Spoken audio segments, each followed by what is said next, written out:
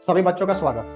देखिए, एक कंप्लेन हमको बहुत ज़्यादा बार-बार देखने को मिल रहा है कि बच्चे बोल रहे हैं, सर हम पढ़ाई नहीं कर पा रहे हैं, हमें चीज़ें याद नहीं हो रहा है, हम पढ़ने में कमज़ोर हैं। तो बेटा ये एक चीज़ याद रखो आप कि पढ़ने में कमज़ोर कोई नहीं होता है। अगर कोई बच्चा पढ़ने में तेज़ भी है ना, तो उसके पीछे सिर्फ़ एक ही रीज़न है और वो रीज़न है बेटा कि वो बार-बार प्रैक्टिस कर रहा होगा।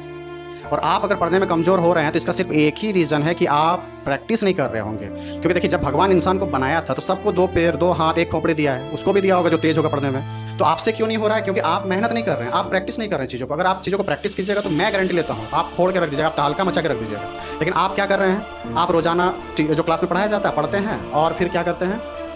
जो चीज़ बताया टीचर उस कॉपी को ले जाके रूम में रख देते हैं और अगरबत्ती दिखाते हैं। अगरबत्ती दिखाने से आपका दिमाग काम करेगा? आपको बेटा पढ़ना पड़ेगा। अगर आपको जीवन में कुछ करना है, आगे बढ़ना है तो आपको पढ़ना ही पड़ेगा। क्योंकि देखिए, एजुकेशन एक बेटा ऐसा हथियार है जो आपको और आपके साथ पीढ़ी को बहुत आगे पहुँचा सकता है।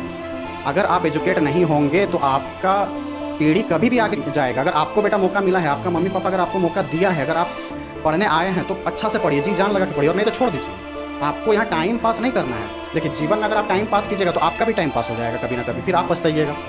अगर आपको पढ़ने के लिए भेजा गया है तो आपका सिर्फ एक ही काम बनता है कि आप मेहनत कीजिए। अगर कोई चीज़ आपको समझ में नहीं आ रहा तो टीचर से बार-बार पूछिए। और नेक्स्ट क्या है कि आपको आगे कैसे बढ़ना है और आप तेज़ कैसे हो सकते हैं। तो इसके लिए सिर्फ एक ही पैमाना है कि आपको बार-बार प्रैक्टिस करना पड़ेगा हर चीज़ों को, क्योंकि सभी चीज़ें आसान दुनिया में नहीं हो सकती है। तो अगर आप प्रैक्टिस बार-बार कीजिएगा तो मैं गारंटी लेता हूँ कि आप आज जिस पैमाने पे हैं, आप 3 महीना ये करके देखिए। उसके बाद आप देखिएगा कि आप अपना लेवल कितना ऊँचा पहुँचा चुके होंगे। तो बस जीवन में अगर कामयाब होना है तो जिस फील्ड में उतरे हैं बेटा, उस फील्ड में दबा के काम करो। ऑटोमैटिक है, आपका रिज़ल्ट एक दिन आएगा। तो भले आप पढ़ाई के क्षेत्र में हो या किसी और फील्ड में भी हो। अगर आप पढ़ाई के क्षेत्र में कूद चुके हैं, तो बेटा आप पढ़ोगे, क्योंकि देखो 12th में अगर रिज़ल्ट अच्छा करना है तो पढ़ना ही पड़ेगा। ऊपर से आप अगर नहीं पढ़ोगे, क्योंकि आज के टाइम में इंस्टाग्राम, फेसबुक यही सब में टाइम चला जा रहा है।